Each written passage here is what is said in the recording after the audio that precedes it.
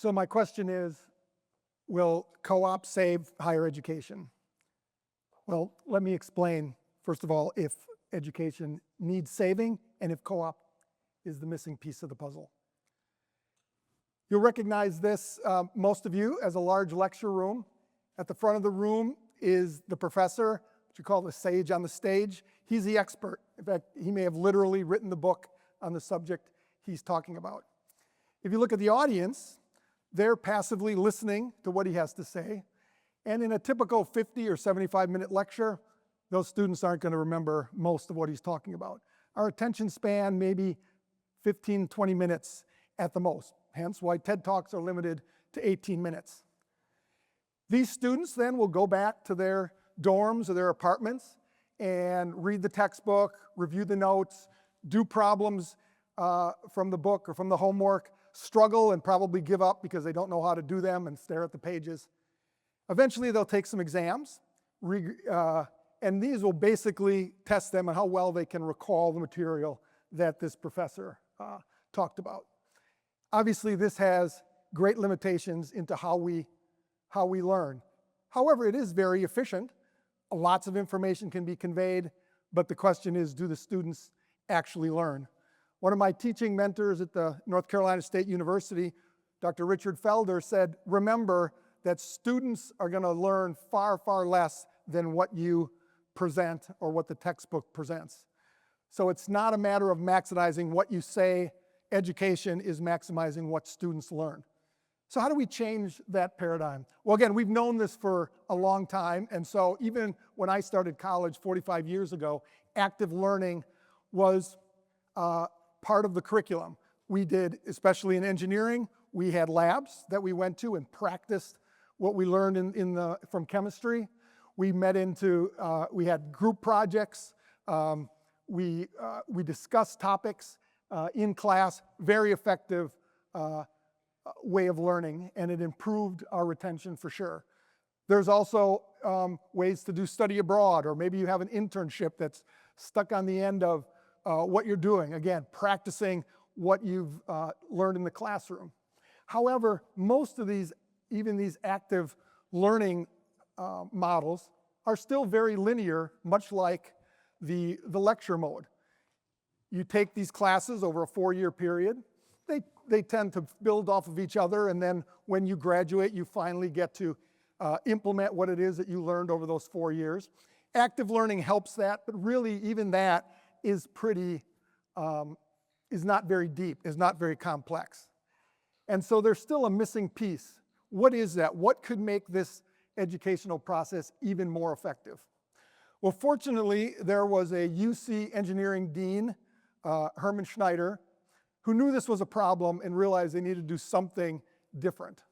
And because he realized a few things. One, science was changing rapidly.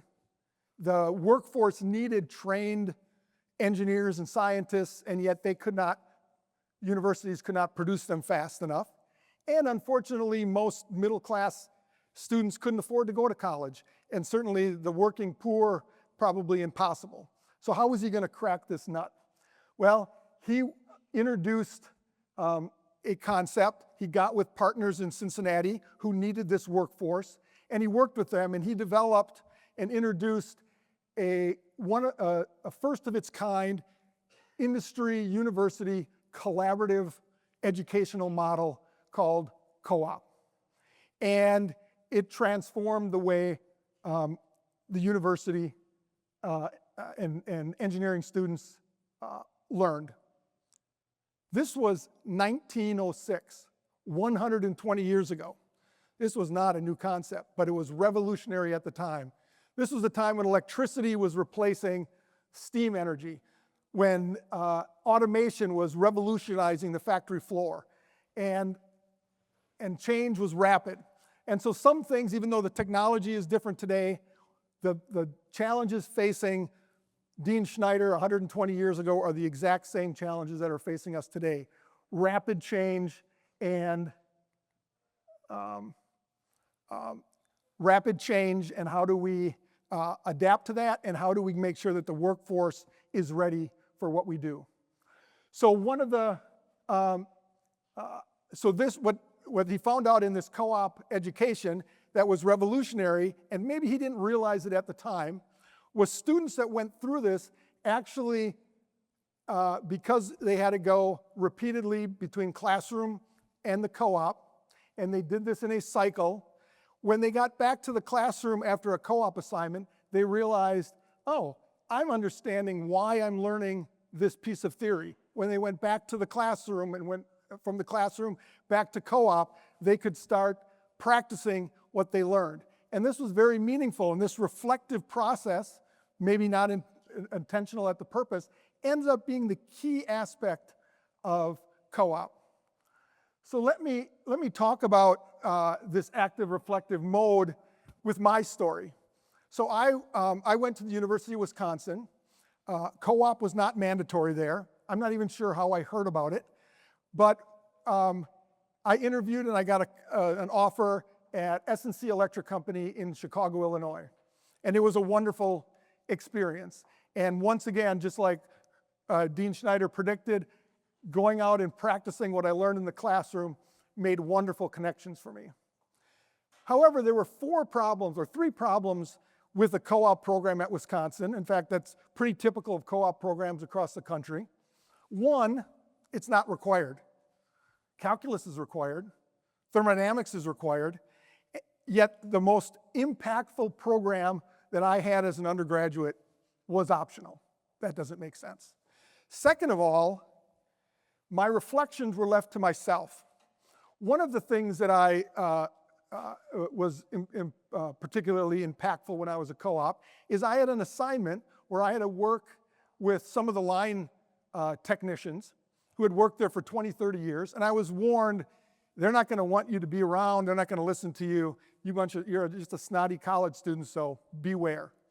To my surprise, they loved talking about what they were doing. And they gave me all the information and time that I needed, extremely generous. When I reflected on that later, and it probably took me a long time, I realized, I think the reason they were so receptive to me is I was talking to them before I needed something, before I needed the help. I was generally interested in what they had to offer, and I knew that even though they didn't have probably more than a high school education, they knew far more about the process than most of the engineers that worked at that company. So that appreciation is something I would not have learned in the classroom, but I certainly took it away. That reflection helped me. Another reflection that I had was when I graduated, I realized, I really loved my co-op, and I can't see myself working in a manufacturing environment. And my roommate said, maybe you should go to graduate school, kind of off the cuff. And I thought, maybe I should. And I looked into what that meant and how what I learned in my co-op might work in graduate school. And I committed, and my journey went on. But those were two examples of kind of accidental reflections. They weren't intentional, and that was a mistake in the program. I was fortunate, but it was happenstance. And the last one is having a partnership with industry. To be an effective program that Wisconsin didn't have, my company really, their main connection with the university was through the interview process. And after that, I was left on my own to do that experience. So let me introduce you to Anna Lanzalota, who's a UC co-op, and let me tell you her story and how I feel it's much improved in my story at Wisconsin. So Anna was a student from Cincinnati. She applied to UC's engineering program. She wanted to be an aerospace engineer. She was very excited. Unfortunately, she didn't get into the program. Highly competitive, lots of students wanting to get into aerospace, but she did get into our freshman engineering program. So she came, and during that first year, coupled with her academic advisor and her co-op advisor, she learned about what it would be what path she would have to go on if she still wanted to have her dream job of working in aerospace. So collecting that information and working with, again, her advisors, she realized maybe the path wouldn't be as straight as it would have normally, but she was willing to try it. And her first assignment was at UC's utility facility. It was actually the first job she ever had, and it certainly had nothing to do with aerospace, but it gave her professional confidence to be able to not only to work in that environment and work with other engineers. And then again, through advice she got at UC, she applied to NASA and was accepted at Johnson Space Center in Houston, where she had 2 rotations. One of them was working on the spacesuit, the new next generation spacesuits for future Artemis missions. These are the ones that are going to go to the moon and eventually to Mars. And it was a wonderful program, and actually there, not too surprisingly, we have a number of UC alumni that work at Johnson Control. And they, as co-op mentors down in Houston, were able to help her through the process and made her realize, you know, NASA has a special program called Pathways to help you with careers in NASA. So she applied to that program with some wonderful references, and she got in. And she chose to work at NASA Langley in Virginia, and once again got a wonderful experience working for NASA and starting to realize her dream. When she graduated, of course, she was better than most college graduates, but more importantly, she was on a path that she loved. Today, she's a nuclear facilities engineer for Idaho National Lab, working on propulsion systems for future NASA missions. And so Anna, again, is a great example of the power of co-op. So we have this, you know, whether it's called a co-op program or a work experience, a work integrated learning experience, there are 4 key elements to it. One is that it should be widespread, preferably mandatory, so that you develop a culture within your university. Second, this process needs to be repeated. Once through is not enough. It is the active, reflective cycle that's key to that really deep, deep learning that is the power of co-op. Third, you need to have strong industry partners that you're working with. And fourth, that reflection that I talked about earlier needs to be intentional and not haphazard. The third one, that industrial partners, is particularly important and probably overlooked. In fact, the university and the co-op sponsor needs to follow this cycle as well. The professor, when it's mandatory, knows that every single student in their classroom has gone through that experience. So they can draw from the students and help others realize what is it that others have learned and integrate that into their course. Or the students can come back from their work assignment and say, this is how you can improve, this is what's happening in industry, this is how this course could be better. And the professor then can actively reflect, or can reflect before his next class on how he can improve that. Same thing with the co-op employer. How can they reflect on the assignment that they give the student? Was that sophomore over their head in the assignment that they were given? Was the senior challenged enough? And they need to go through that active reflective cycle to improve that. Fortunately, so many of our co-op employers and co-op mentors have gone through our program, so they get it. And they feel like co-educators within our program. And that's extremely powerful. And so co-op has worked really well, again, starting 120 years ago in engineering. Today, all of our engineering and computing students at the University of Cincinnati have mandatory co-ops, as do our business majors and all the majors within our College of Design, Architect, Art and Planning. That represents about 40% of our undergraduates. However, because of the culture, this is permeated throughout the entire university. And there are work-integrated assignments in nursing, in the medical fields, allied health, because they work on clinicals with our health systems. Our School of Education works with our school system and integrates their learning into that. Our College of Conservatory of Music puts on hundreds of shows every year, and that's a very active form of education. And now within our humanities, we're hooking up more and more of our students to some of these nonprofits to give them an experience that they need.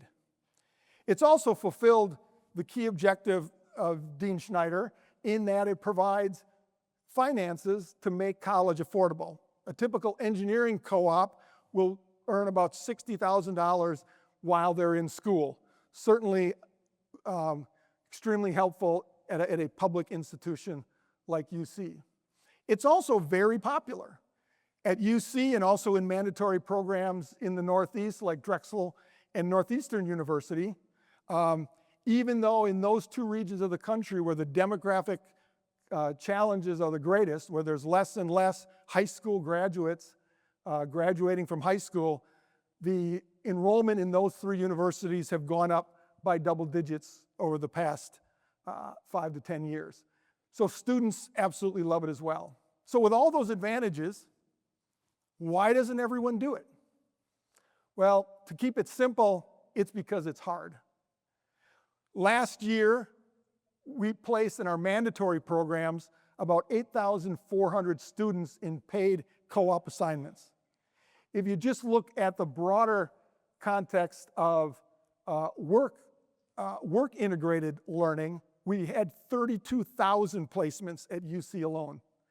This is not easy to put that type of infrastructure in place. It's hard. However, college is hard. We demand a lot of our students. Students should demand a lot of us. They should insist that we do the hard work of getting the infrastructure in place so that all benefit from such a great educational model. So, can co-op save higher education? Yes, if it's done right. It will renew the faith that we need from the public, that this is a way to train the future leaders of tomorrow. It's not a job shop. It is truly an educational reform. So yes, co-op can change education, and I believe it's the missing piece of the educational puzzle. Thank you.